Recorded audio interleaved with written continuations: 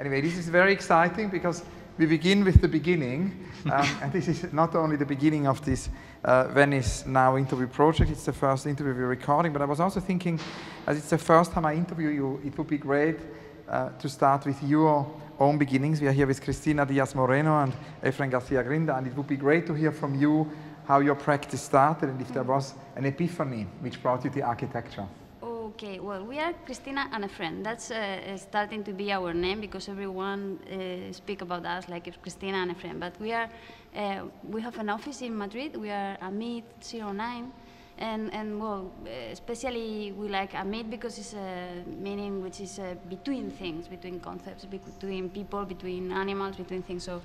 And our office is in Madrid, but we are in between Madrid and London. We are a unit masters in diploma in Unit 5 in the Architectural Association. So we are between our office in Madrid, teaching in Madrid, and teaching also in London.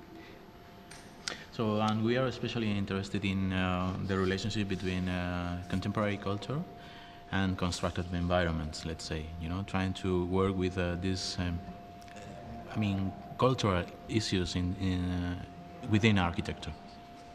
And how did you find the name? How did the name of your office come around? This is a really funny story. As I said, our office is called 09, was called 09. We started in 1997, but we started to think that we were finishing our ideas or our way of thinking, so we tried to change the name and we add this Amid. And Amid is what is interesting for us. It is Amid's meaning of the word.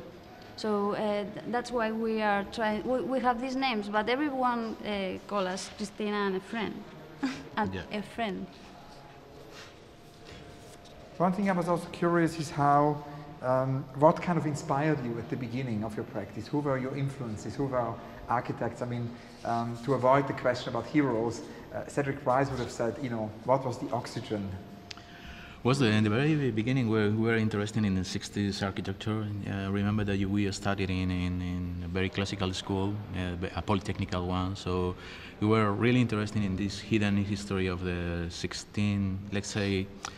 of the 60s and 70s. There is these classical people that try to construct a new radicalism, trying to avoid the conservative way to approach architecture. So we were absolutely excited when we met each other. We were excited with people like Super Studio, Cedric Price, the Italian radicals, and also, of course, the people from London in the 60s. So it was our main source, but we were trying to redefine something against something that was basically our education in this classical school.